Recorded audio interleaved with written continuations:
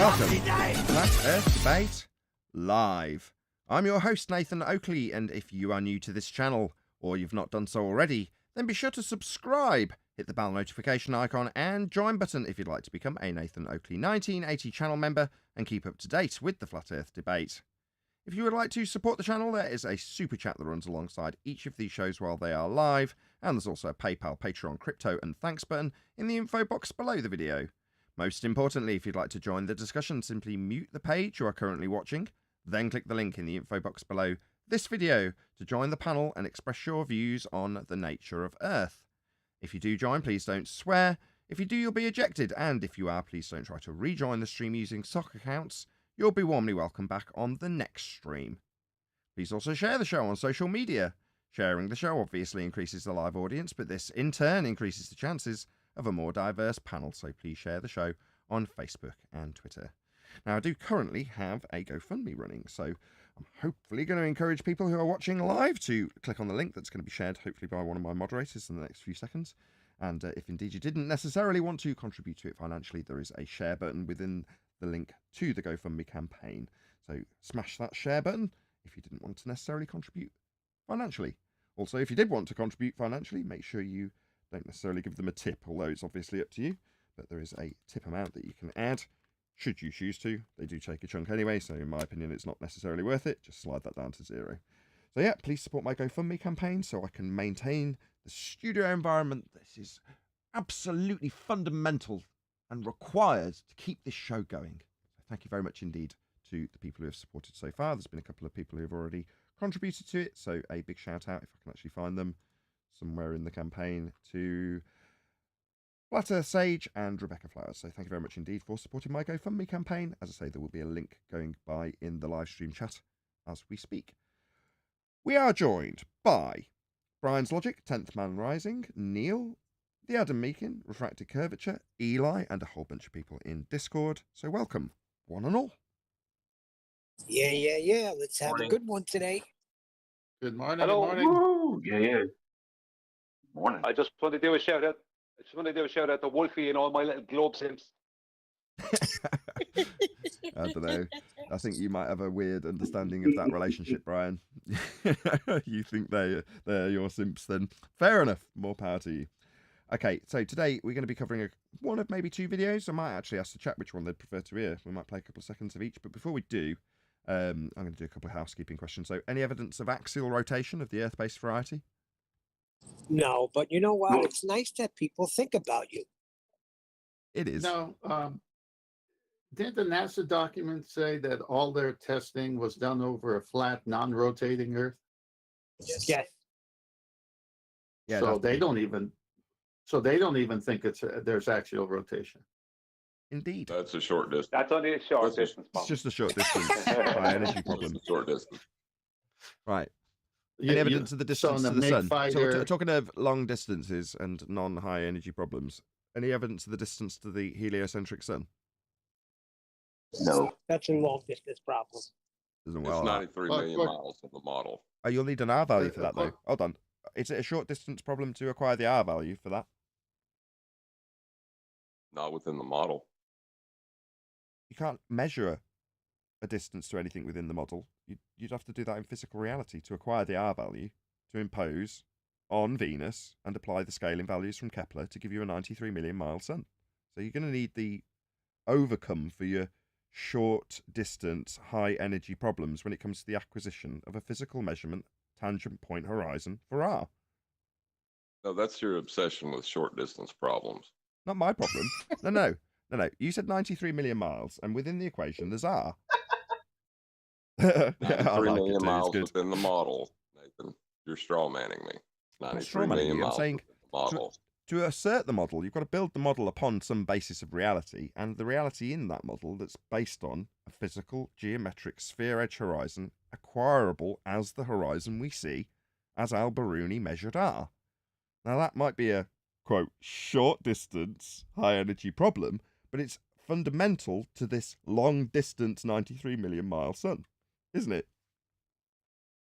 Well, If I yes, Let John, course it let John squirm. He didn't know I was going to undo this in the live show.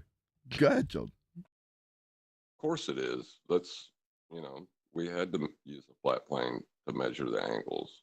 I mean, but these short distance problems don't have answers yet, Nathan. Taken me 2 days. 2 days it's taken me to undo this, by the way. I just don't want anyone to think I've just come up with that off the cuff. I haven't. Been thinking about this for a while, or we've all been joking about it. John is excellent, right? Sorry to talk about it in the third person. Because a lot of the things, a bit like AI, Overlord as well, will be said, and it won't necessarily register in the mind of the person on the panel that's heard it and then moved on to a different subject after a short pause. No offense to you guys on the panel, it's just the way it is sometimes. If you don't necessarily want to process it for whatever reason, you won't. You'll just move on. And it's happened many times, right?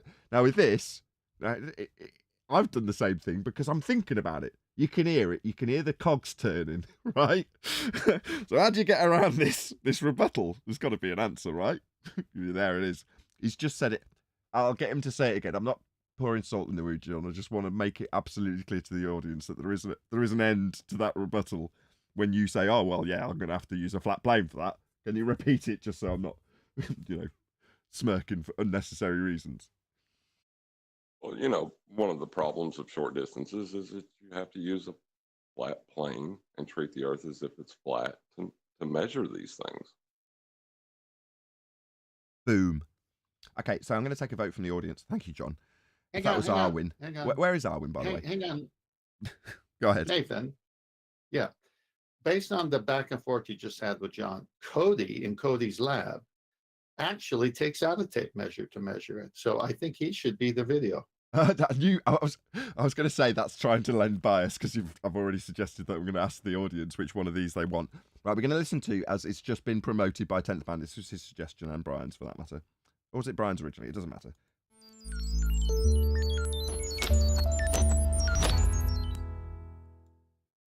Hi everyone, welcome back to Cody's Lab. So you might have seen those scale models of the solar system where somebody takes a football field and they mark out where all the planets are. Well, okay, that's what you're going to get. That's all you've got to go on. 15 seconds of Cody's Lab. Or we're going to have Astro Kobe. Now, I will share links to both of these because I played them, so I'm going to do that first, actually. Let's do that. So regardless of whether or not we cover this, he got a mention at the very least if he doesn't get the coverage today. So please go and let him know. You got a mention. I found my way to your video, Cody, by way of Nathan Oakley 1980 because they gave you a mention on his show. Wonderful work. Love your stuff. Gave you a like. As I say, Nathan Oakley 1980 sent me. Also, you're going to get 15 seconds of this as well for the audience's benefit, and then I'll tell you what the voting structure is. So don't be too hasty. Serious? No curvature there to be found. How can it be a ball if nothing about it is round? NASA's definitely in on it. And we absolutely know for a fact. Oh, it started halfway through. I'll just start this from the beginning so you get the intro. What if I told you that the Earth was actually flat? Governments across the world have come together to deceive the public. The North Pole is here in the... Okay, as we had a few seconds in between, that's all you're going to get. Okay, so if from the chat you want us to cover Cody's Lab, which is, let's call it the G+ panel choice, then type 1 in the chat. If, on the other hand, you would prefer that we covered Astro Kobe, who's going to get his link now shared in the chat, and again, he got a mention either way, so let him know. Oh, I love your stuff. Then press 3. Just for those who jumped the gun. No, I'm only joking. 2. So yeah, so if you want us to cover Kobe, it's 2. And if you want us to cover Cody, then it's 1. Because that's not at all confusing and everybody understood. So let's have a look. Got some 4s, got some 3s. No. Okay. We'll leave that to run its course. Maybe I'll do some music. You want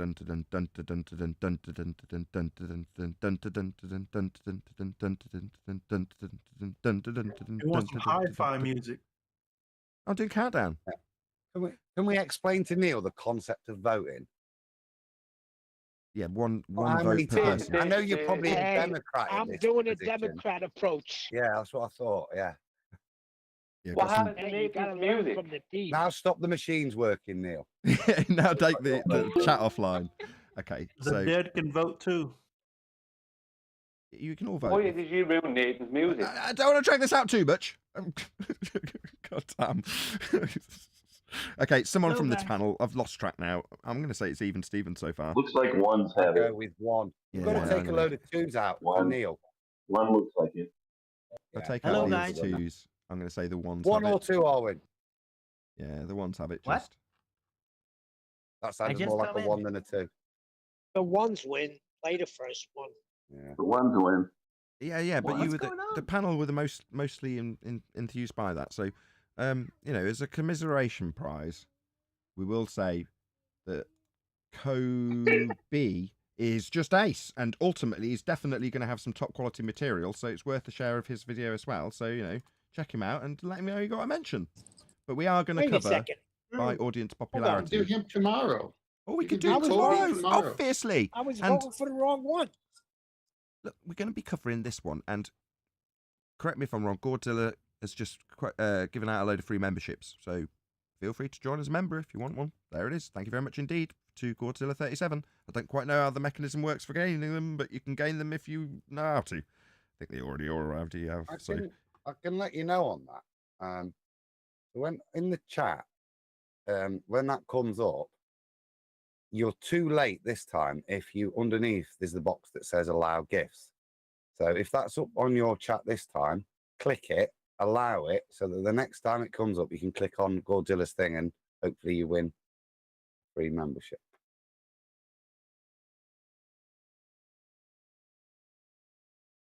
You had to be the next one to send hit the, send the message in chat. So you have to hit the guy who sends it.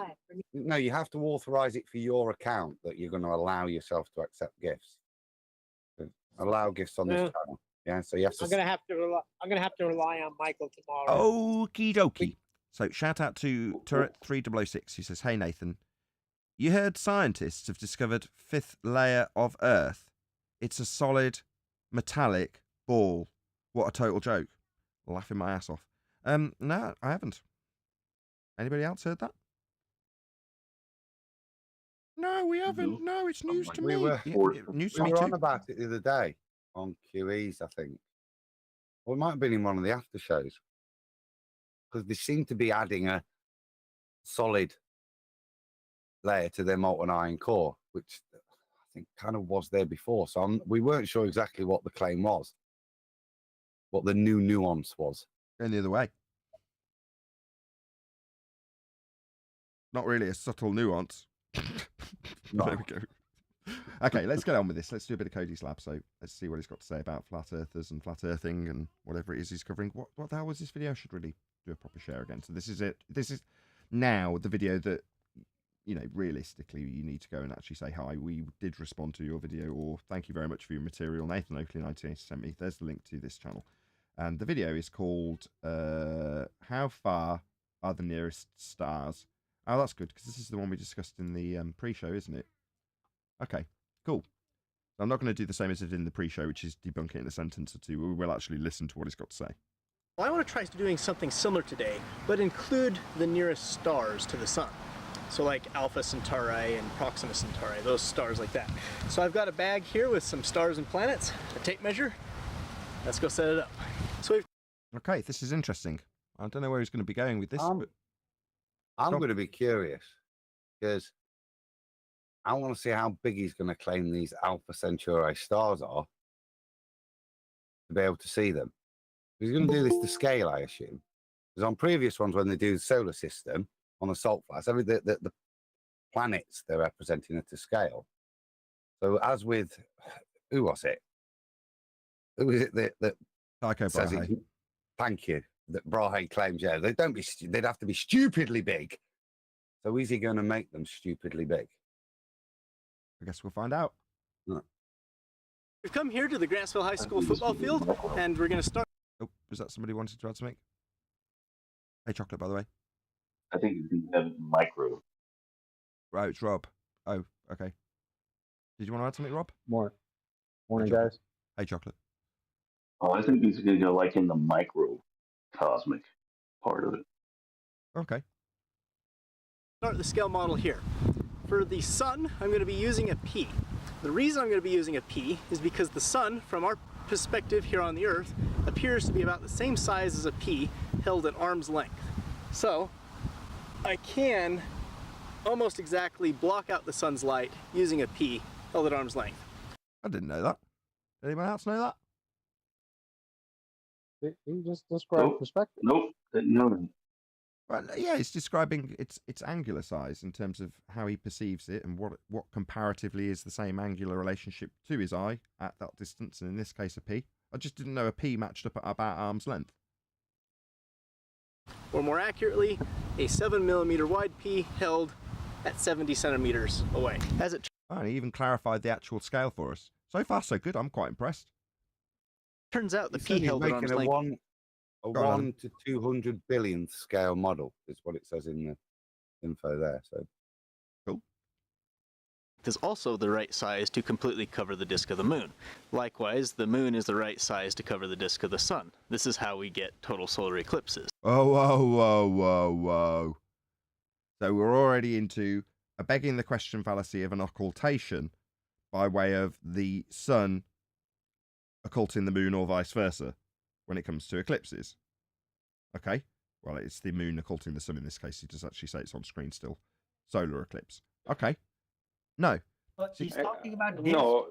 He's talking about discs, not spheres. Yeah, but he's still got them occulting one another, hasn't he?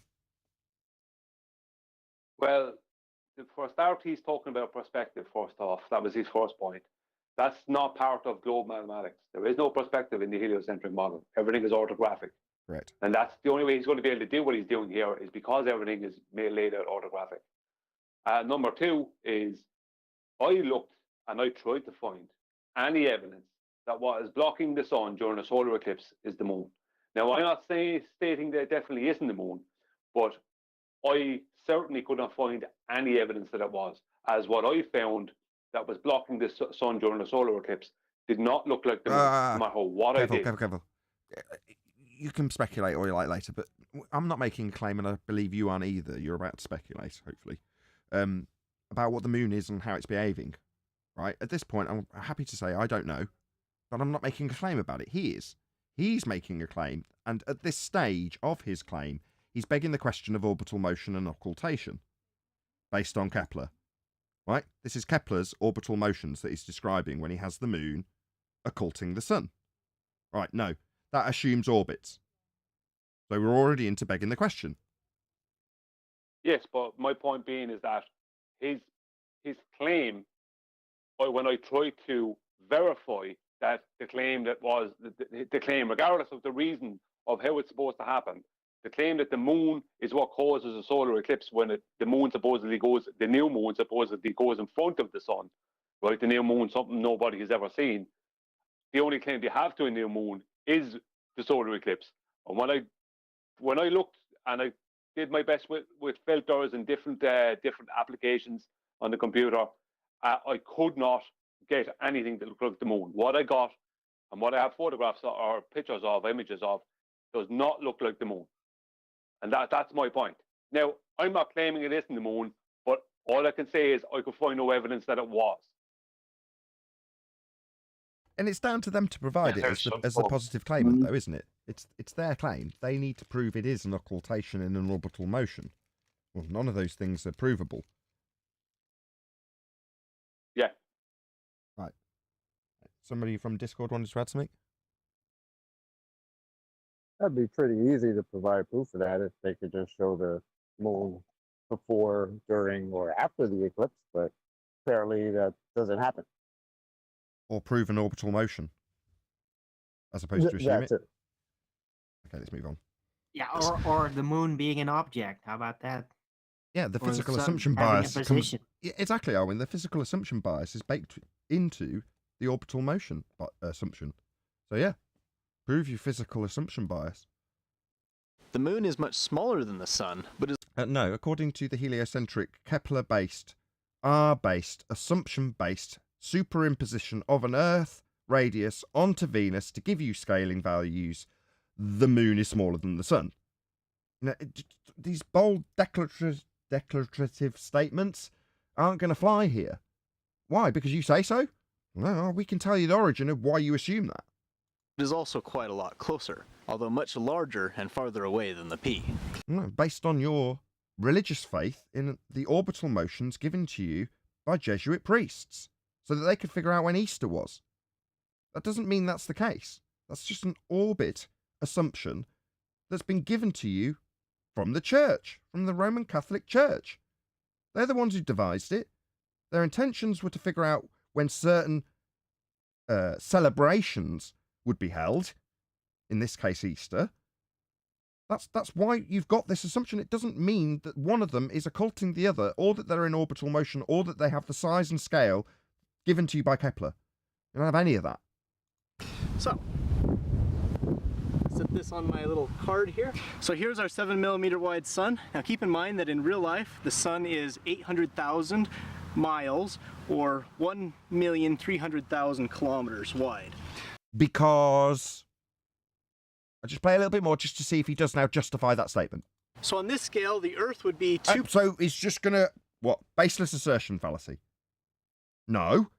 It's that size based on an assumption that you can measure a never to be seen, never to be measured, only existing in the maths that hasn't been developed yet, physical geometric horizon at a tangent point, so you can derive an R value that will be superimposed onto Venus with an assumption that that R value giving you, quote, Earth's twin, that's Venus, because of Huygens' assumption. Now, once you've got that, you can then apply Kepler's scales, the scaling values within the, the third law of interplanetary motion. That can only be applied if you make all of the previous assumptions. That you can measure a physical geometric horizon that you can't see, that you can superimpose the R value derived from it onto Venus, and that after you've derived it, the scaling values given by Kepler's assumptions of orbital motions actually derive the distances. So why is it that you've just declared it like your scales suddenly make the sun that size? They don't. Can I ask a question? That's just presupposed. Nathan, what gave them the idea that Earth and Venus were the same size anyway? According to How'd Christian they figure that Huygens, out? it was an ingenious assumption by Christian Huygens. So there was no actual reasoning as to why he thought that. It was just suddenly out of nowhere assumed. It's like, oh, we're just going to assume the that assumption today. by Huygens was described as ingenious. A long distance solution. Why? Well, because it meant they could apply the scales and give this guy a reason to state that the sun is 93 million miles away and match his scale to it. That's why. Without Huygens' assumption of Venus being Earth's twin with the same radial value that cannot be measured at a tangent point horizon, you wouldn't have this guy telling you how far the sun is and why it matches his scale. It is that simple. So there's literally no noted clarification as to the reason why he thought they were the same size. There's no statement like that. So what do you want? Do you want me to grab a crystal ball and divine his motivation? Who cares? Why? No, just maybe he wrote something about it, you know? Just like Newton wrote about, hey, don't ascribe gravity to me. Well, maybe he was saying like, yeah, well, maybe if we assume that Venus is the same size, it would solve it, but I don't have evidence for it. And so he's been are you marked up in leading history me? My as bad, being the Arwin. one Sorry. to say that. Arwin was leading me. That was subtle. Sorry. Yes, to solve the problem. Oh, God, I like it when Arwin's leading me rather than the other way around. Sorry, I left that bit out and Arwin subtly dropped that in. I would have been a lot more harsh. Thank you, Arwin. Yeah, to solve the problem of not knowing the distances and scale, Huygens made the ingenious assumption that Venus was the same size to solve the problem. Yes, Arwin, thank you. Same size as what? Earth. At a Earth. immeasurable radius from a geometric horizon, Brian. Have you got that radius measurement for the sphere that you need? No, you can't. Venus the same No, size you'll need a flat Earth elevation angle measurement for both a mountain and Polaris in order to develop a model of a sphere in the first instance. Okay. But what problem are you solving if you just pull the number out of your ass? Like the problem that you didn't have a number to resolve your scaling issue before. Exactly. They just needed some arbitrary number so they could get the math game rolling.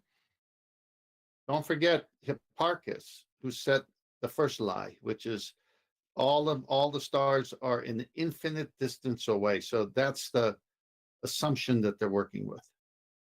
Yeah, but this guy wouldn't be able to apply the scale and tell you that a P is equivalent by scale in his orbital assumption that he's going to lay out in this model, unless Huygens solved that problem with an ingenious assumption that Venus is the same size as Earth.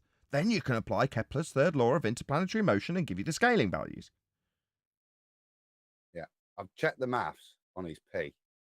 He said 1.39 and he's using 1.4 million kilometers wide for his sum. So it is 1/200 billion scale. But that scale, you see, hold on, that is was derived massively by the assumption that Venus has the same R value as Earth. Otherwise, you can't scale it to the size of the P because there's no number to apply the ratios that have been formed, and that's all we had before is ratios. Is it just me? It's not a long At this point, though, we're not actually debunking him. What we're doing, just for the audience's benefit, and should they go to his channel and say, hey, by the way, Cody, I came here because Nathan Oakley 1980 and the panel members were pulling apart responding to your video and pointing out that we are correcting you not only on your slightly inaccurate maths, which does make a big difference by scale. Right, Adam? Well, yeah, I would suggest that 100,000 kilometers is significant. I would too. Yeah, definitely. But nevertheless, I like- not I like- only is his I maths like not how you accurate, did- just one more point. We know and have given our audience the origin of the scale that he's using and why that scale has been applied with historic, documentable, provable facts about the very scale and how it came to pass. It's not like I've just plucked Kepler's third law of interplanetary motion out my ass. That is why he's got this scale. Now, why in unholy hell would it be that I get a tramp stamp telling the world about reifications of a flat Earth model when I am actually disseminating the accurate backstory to his scale where he is not? I'm not calling him out. I'm not saying Earth's flat at the end of that. I'm saying you don't know and have not told your audience why you've applied this scale. That's literally nothing to do with how far the sun actually is. Yeah, we also unveil that when we detail it and you do not.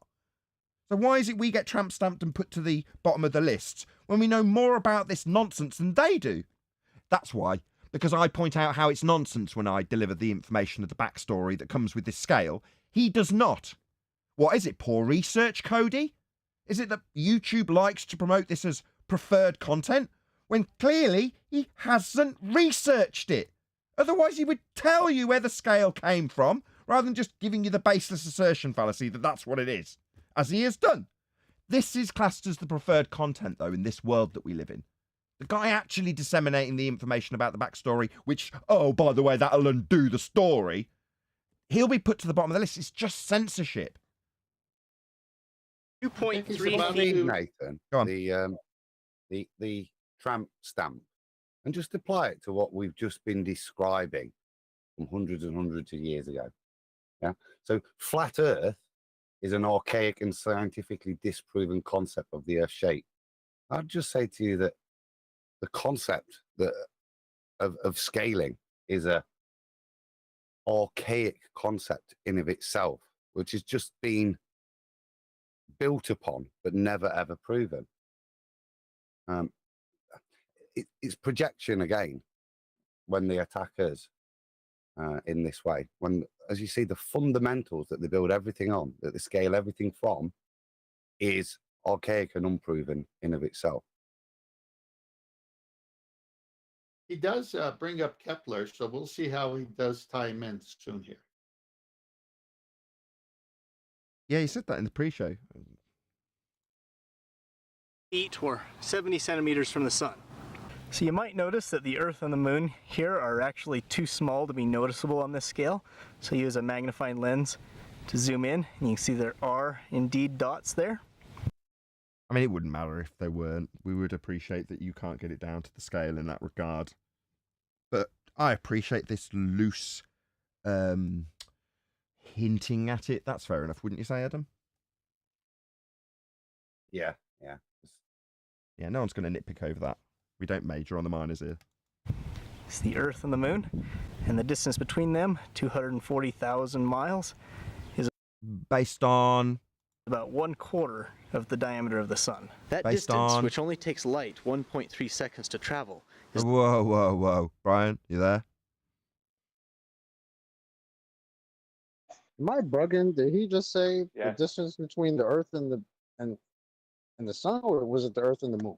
Am I The bugging? moon, I think. Oh, okay. Sorry. Yeah, the way speed of light calculation is based on an average distance between a globe Earth and its heliocentric sun over a 12-month period. If you divide 1 AU, which is the average distance between a globe Earth and its heliocentric sun over a 12-month period, into 1 light year, and you turn it all into hours, and you then divide again, blah, blah, blah, you end up with exactly 671,076,000 and change. Can't remember the last part of the number, miles per hour. So it's exactly what they claim the theory of speed of light calculation is. Oh, I see. Now, they claim the theory of speed of light to be a measurement, but it's not. It's an average. It's based on an average calculation based off a pre-assumption that the horizon is geometric. That's the starting point. Yeah. The geometric, the horizon is, sorry, let me just clarify. The starting point is the pre-assumption that the horizon is the geometric leading edge of a globe Earth. Thank you. Yeah, followed by a derivation of an R value from the geometric tangent point horizon debunked by the black swan that can never be seen and only exists in the maths that hasn't been developed yet. Further to that development, by way of Al-Biruni, after measuring the height of a mountain off a flat plane, you can then derive an R value. Further to that, you can wrap latitude lines around a sphere after a Haversine conversion, taking the elevation angle measurements off a flat plane to Polaris. Further to that, you can then apply Kepler's third law of interplanetary motion to assume we're moving around the sun, and you can further make those orbits elliptical. You can then assume that the R value measured at the geometric tangent point horizon that we will never see and only exists in the maths is transposable onto Venus, so that you can get the distance based on Kepler's third law of interplanetary motion and the scaling values. Then, once you've got the distance, you can take the average distance over 12 months to then give you the speed of light in 2 directions, Brian. Hopefully I've summarised everything. I don't think I missed anything. It is all based on the ridiculously archaic principle, though, that the horizon is the leading edge of a sphere. What a ridiculous, archaic idea. Thank you, Adam. Yeah. It is, isn't it? It is. Archaic. is the farthest Out any of human. date. Out of date. Yeah, no longer considered by anybody who we ever Old talk and to. busted. You know, I mean, occasionally they'll whimper and come back to us, begging us like Ruhif for a geometric horizon to exist beyond the mathematics again because they require it for whatever reason. How's that geometric horizon working out there, Rufy? Good? What about bent line to a bent line? What's wrong with that? Has ever been. So before I continue, I want to mention real quick how I know these distances. Now, from the orbital period of Venus and the Earth and Kepler's laws, we knew that the ratio... Knew? Sorry, we knew? Sorry, who was that? Someone else wants to get in on that. Feel free. Nah, I just said, uh-oh, here we go. Yeah, but what did he know? Didn't say. He says we knew the ratios. Do I need to go back 10 seconds?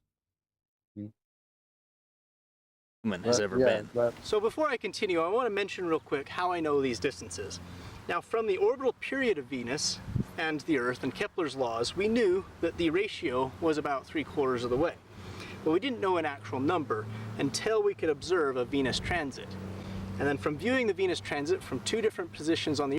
Okay, so it's going to go on to how we've derived... Go on, Adam. What does he know?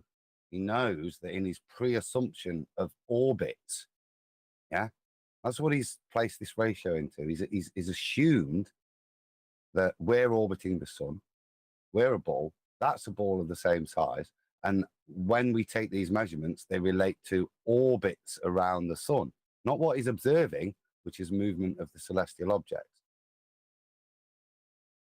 Earth, that are widely spaced, we could see the parallax shift of Venus relative to the sun. And from that, we could do some geometry and trigonometry and figure out the exact distance between the Earth and the sun. No, he's still not said how he knows the distances yet, has he? No. He's said about the ratios with the presumption of orbits, and he's just gone on to say now we can calculate the distance. Why is Venus? He hasn't said. He He said said, he said that the compared to Earth on transit's the given him. screen. He's inferred that the transit's given him the size. But we're going to claim that Venus is the same size as Earth. Why is it tiny in that orthographic image? Maybe he doesn't understand. Yeah, I just spotted that too. Yeah, does he not understand that? In this orthographic representation, by scale, Venus is the same size as Earth. Maybe he doesn't realise that. That seems like a glaring error if he doesn't realise that. But he just said he knows how he got his distances. Anyway. At Amazon, discover. Perfect timing, ads. Once we found out the astronomical unit, we could use that. Brian just went through how you got the astronomical unit. Right? The assumptions of physical geometric horizons to derive are the assumption of Venus having the same hour as Earth, and Kepler's third law of interplanetary motion to give you the scaling values, to give you the average distance to the sun. That's the AU distance. So, is he going to go through any of that like Brian did? Let's see what the preferred content gives you. To get another parallax shift between the nearest stars and some really distant stars to figure out how far they were. How did you know how distant they were? AI. Did you want to add something? Go ahead. Or you just hot micing? Or obtain distance. What they're actually attributing distance. It's a very good thing. I can only hear your engine. Your engine's cutting you off. Your engine's rumpusing you. Yeah, I'm not getting that. I didn't get it either. We'll crack on. We'll see how we go. This measurement was actually a linchpin in science, of figuring out how big the solar system and the rest of the universe was. Okay, so the next object that I'm going to... Whoa, he didn't even mention Huygens. He doesn't know, Adam. He doesn't know. Or is it one of those things that you don't want to mention because he's talking with such certainty to put actually the truth in that we had made a lucky guess, a Michio leap of faith to get us there. Is that probably best off not mentioning it? Well, then that would be fraud and deceit, because if he's implying that he's got it from the distances that he hasn't got yet by scale, because he hasn't got a capability of measuring any of them, he's just got their apparent size only. Well, he's saying, well, when we get the parallax versus the known distances of the stars already, oh, no. You need to know the scale. You've only got the angular size. That's the apparent size, not actual size. That's all he's got at this point. So if that's the case, Adam, then that's fraudulent, isn't it? Yeah, because he's made out, he's not derived it, has he? He's not demonstrated it. He's claimed it and then hidden the long distance problem. Yeah. However, we won't attribute malice to what could just as easily be ascribed to stupidity, ignorance. He doesn't know. Because he's not been stupid. He's not misrepresented it and got it wrong by a honest misunderstanding. He's admitted it. It's an embarrassing fact to mention, isn't it? So you think he knows? He's just admitted it. Okay. Well, not enough to go by, but he has omitted it. That's a fact. Put on this scale is Jupiter, which here is represented by a poppy seed. That's approximately the size it needs to be relative to the sun if the sun... No, you haven't given us how you got the scaling values.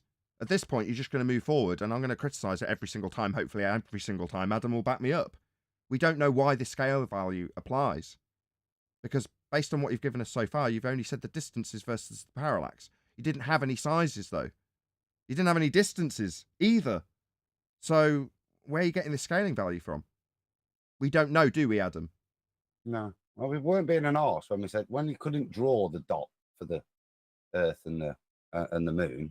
That was reasonable, but it's not reasonable to start now saying, well, this would be equivalent to a poppy seed if you've not demonstrated how this scale been made in the first place. We're now just going to have to go along and believe that in this scale, these are, I mean, yeah, he has to demonstrate the scale. You can't just keep this as ratios, because he's going to put distances in between, not just their angular size anymore in the sky. So he can't just mix it with the ratios. He is defining a distance to So he is. He's them, guilty isn't it? by omission because he sidestepped the very thing that's going to give him the scale. Well, Adam, you said it's 1/200th billionth of a scale. Where did he get that from? He put that up, right? Yeah. So if you divide the width of the sun by 200 billion, it comes out at 7 millimeters, which is what he's done there. But you see, why is he divided by the P's fixed? So why is he divided by 200? Because he's assumed that the Earth is 1.4 million kilometers wide. How has he got that? That's what we're still asking for. It was P. Yeah, So but at this see, scale, Jupiter will be about 4 meters from the sun, or 12.8 feet. And 12. I mean, we're just going to do it every single time. Why? What gave you the scale? I can tell you where he got the scale. He got the scale from people standing on a flat plane, looking up and taking note of where the sun, whatever that is, appears to be in the sky over a 12-month period. That's where the starting of the scale came from.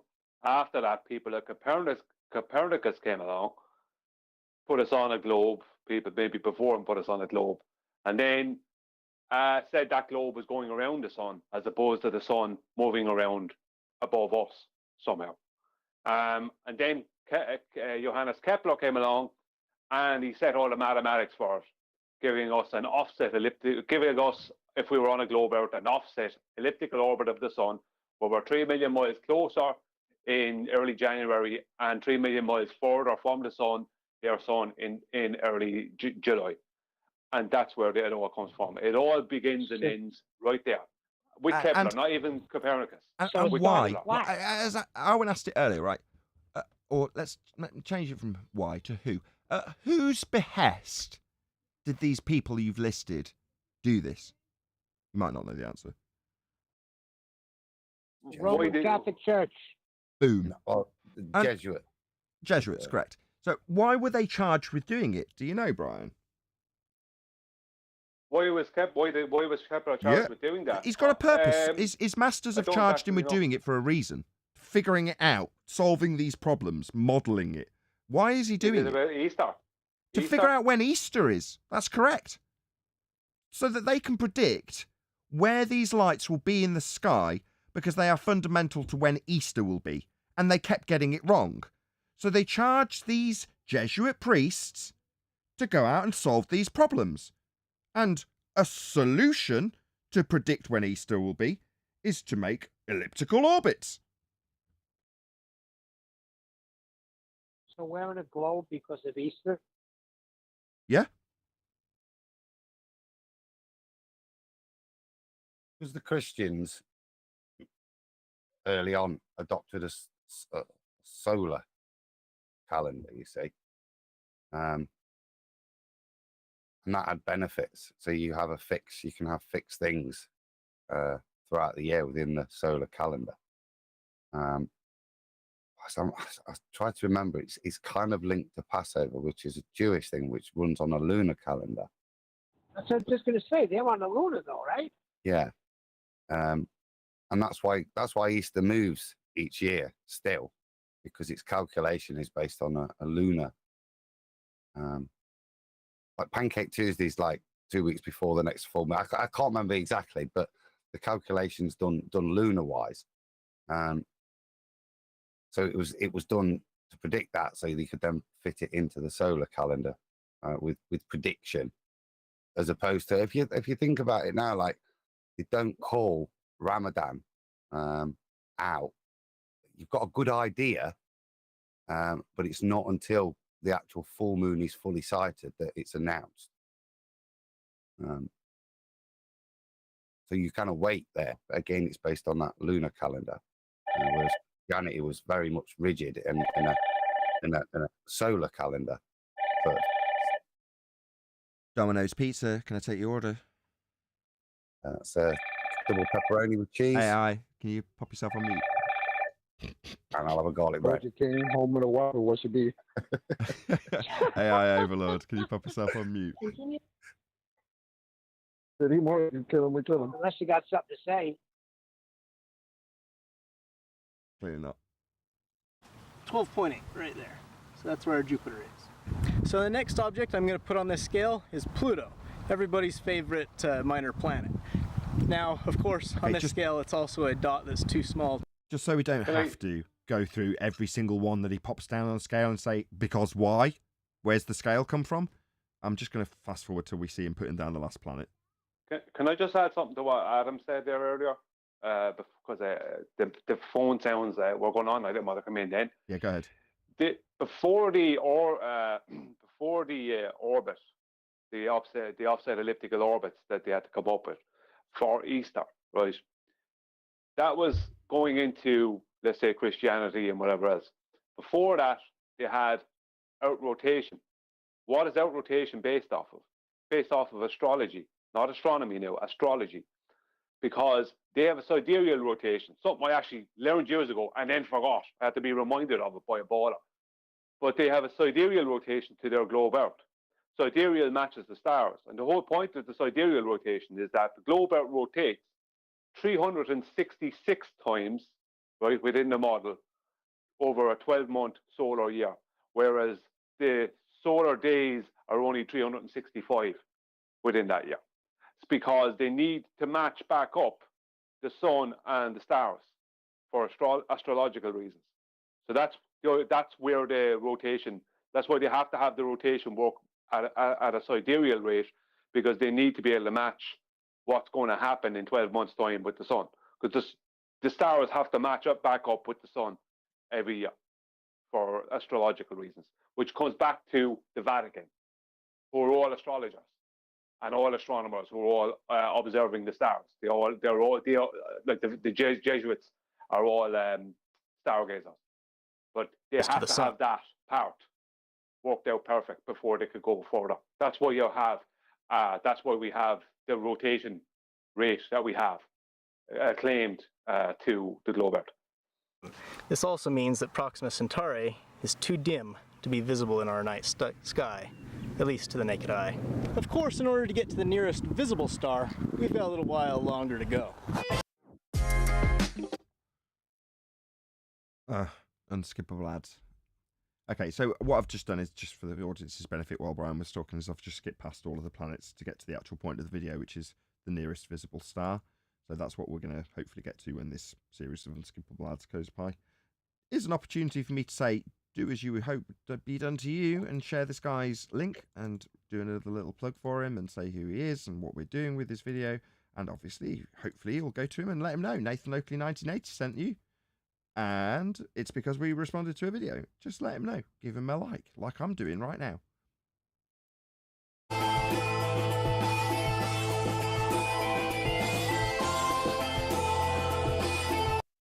Okay, so this is his drive to wherever he's going to say the closest visible star is, and he's giving you the general mapping of where it's going to be.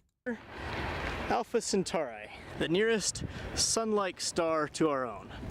And it is actually slightly larger, so it's represented here by a slightly larger P. Perfect. So now we get into the distant stars in the scaled, Kepler-based, Huygens assumption-based, Venus R-based, Earth assumption-based, geometric horizon-based, globe Earth in a vacuum model. We're now going to move on to, I said his name earlier and I can't remember it now. Who is it that had the objection about this? Got the guy's name. Brahe. Tycho Brahe. So, like with most things, when someone postulates any objection within the Vatican or within the Jesuit priesthood to an aspect that's been assumed in this model, they turn the objection into an overcome for the objection. What do I mean by that? Well, I'll dramatize it for you. I'll be Kepler. Did I say Kepler? Aldebaran. Right. Well, they'd have to be enormous for us to be able to see them at these vast distances. Okay, that's his objection. Now, if you paraphrase his objection and say it with a slightly different intonation, well, they would have to be enormous at these distances. You see how that works? You see how now an objection has become part of the scaling of the model, that they're just absolutely ginormous? Notice that? Why? Well, because based on their angular size, that's not actual size, and the scales given with Kepler, to be able to see these stars, they would have to be enormous. So they are. Just so we're all clear about Proxima and Alpha Centauri and Betelgeuse and all the others. They're enormous because they have to be. Just so we're clear. Can I? And then Captain Picard comes by and says, "Make it so." Indeed. And it is so. Indeed. Sounds like a long distance problem. It does sound like a long distance, high energy problem. No. It's short distance, high energy problem. Almost had me there. Can I just throw a bit of history out there to do with Kepler and Brahe? Just a little tidbit for the audience.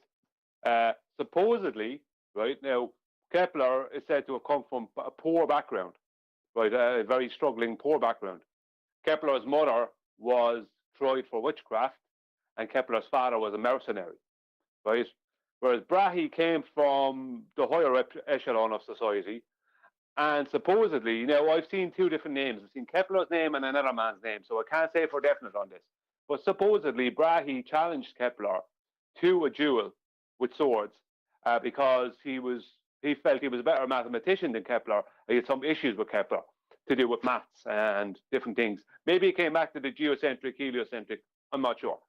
But supposedly, Kepler cut Brahe's nose off. That's why Brahe had to wear a metal nose for the rest of his days. So you'll often, if they see Brahe depicted in drawings with a metal nose. Now I don't know how true all that is, but that's the story. But Kepler was also Brahe's assistant. So I don't know what really. It's all up in the air. Alpha Centauri is one of the brightest stars in the sky. It is certainly visible from the Earth. It seems kind of crazy that something this small could be visible from so far away, but you got to remember that stars are incredibly bright for their size. In fact, all right. Based on what? If this thing was shining, it would outdo an arc welder. Really? Have you verified this in any way, shape, or form? Beyond the assumptions that we've already detailed several times? No? What's kind of cool about this demonstration is in order to... demonstration? You think this is a demonstration of your assumptions that you've not actually detailed the history of? Oh dear. Oh dear. Yep, give him 5 million views. Block the starlight from Alpha Centauri exactly. You know, block it out so that you can see if there's any planets around it. So that... Was it just me, or was that an absolutely enormous P? I didn't look that way. Why? Well, because I've scaled it that way. The glare is not blinding your telescope. You would have to hold this P 208 kilometers away. In fact, if you wanted to do that, you would really need to have a much larger disk, you know, something larger than the diameter of the... Based on what? Are you going to prove this in any way? Is it just based under the baseless assertion fallacy? Am I missing something? I'm not following what he's saying. Baseless assertion. Getting weird. The aperture of your telescope, and then you'd have to hold it even farther away. Anyway, Alpha Centauri is not alone. In fact, it is part of a double star system. 25.25 feet away, or about 7.7 meters, is Beta Centauri, a star which is slightly smaller than our own sun, so is represented here. Where do we get the scale? How do you know? How have you verified any of this? By a slightly smaller P. These two stars we know are orbiting each other because we can... Do we? How do you know orbits are real? Begging the question fallacy right on its face. No, orbits begs the question. You know because orbits.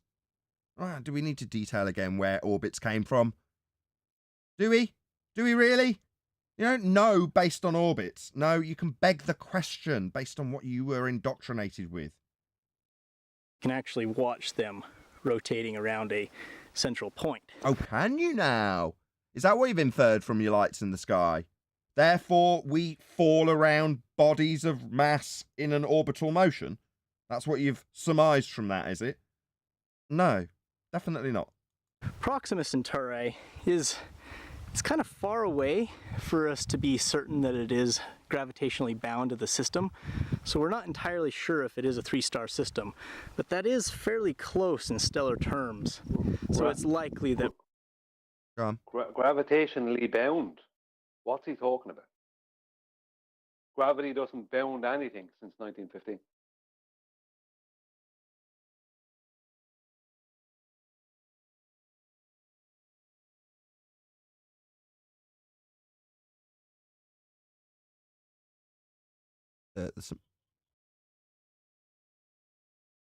Sorry?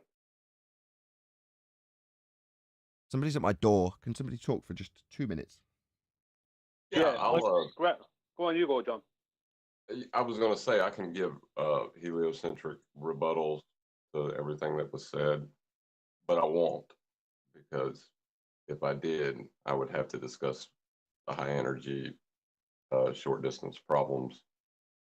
You would need a flat Earth for. Yeah.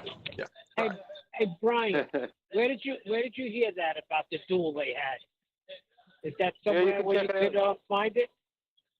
Yeah, just Google it. Just Google Brahe Kepler sword duel, and you'll get it.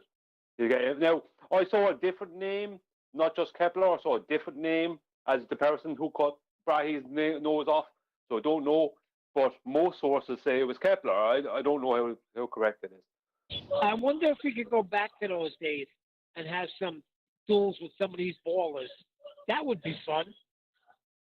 Well, Kepler would have come from a wealthy background, Brahe was from a wealthy background, supposedly, and Kepler was from a poor background. So I'm not surprised that Kepler would be a sneakier player, because Kepler would be a bit more hungry. You know the way, if you understand what I mean? When it comes to that kind of thing, he'd probably be a little less, he'd probably be a little colder. So I would say...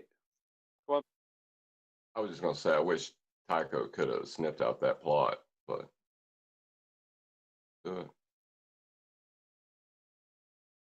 yeah. Did you say snipped out or snipped out? He did. He said snipped out. Right. I'm back. My bad. There is some. Sorry, I just want to say there were some claims online as well that Kepler poisoned Brahe, as what caused Brahe to die. I don't know if that's true either. I heard that. I did hear that.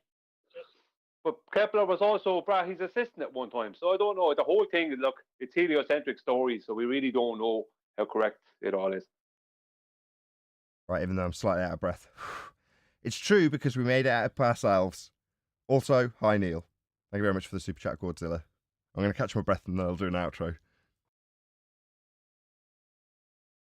Well, just to go ahead and get the last word for the heliocentric people out there is, just because these guys are detailing all the high energy short distance problems inherent in the model, your faith strong to that religion.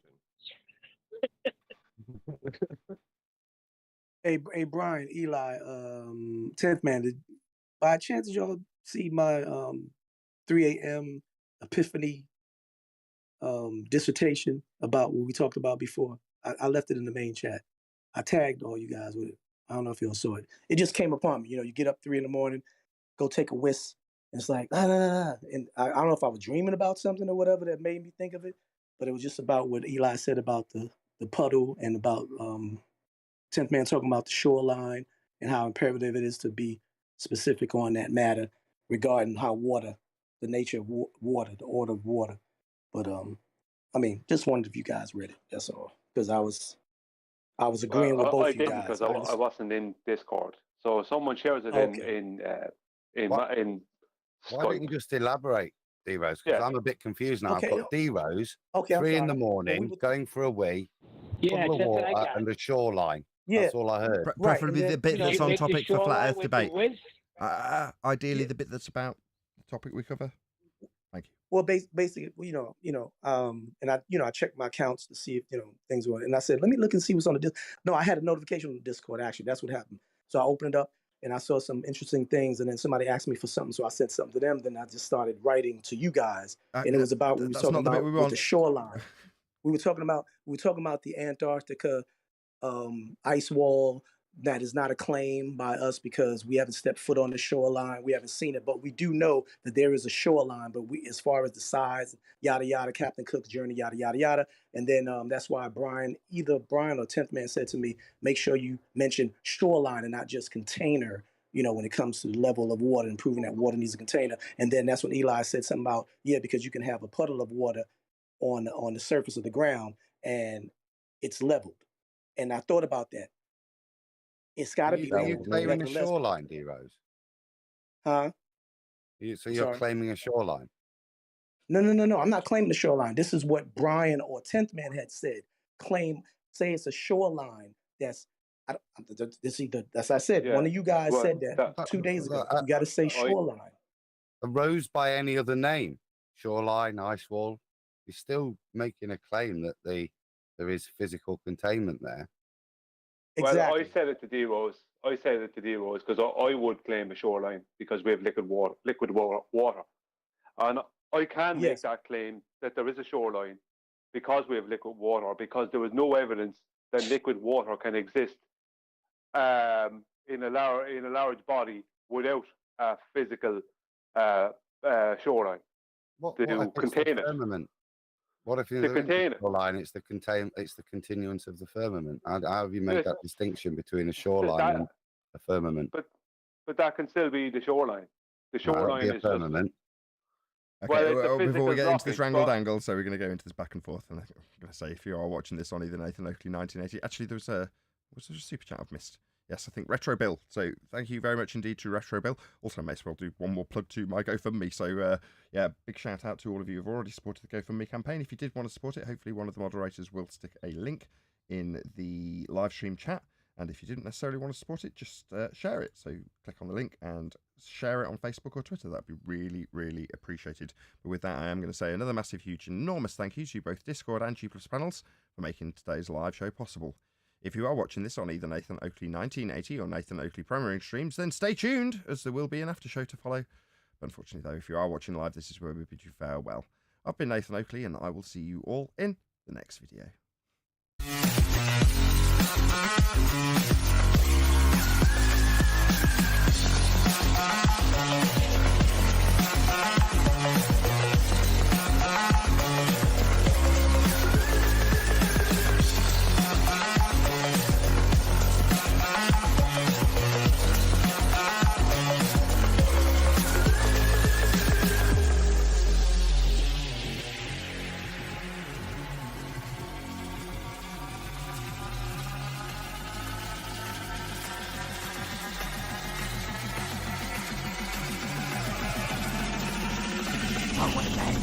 What a lovely day!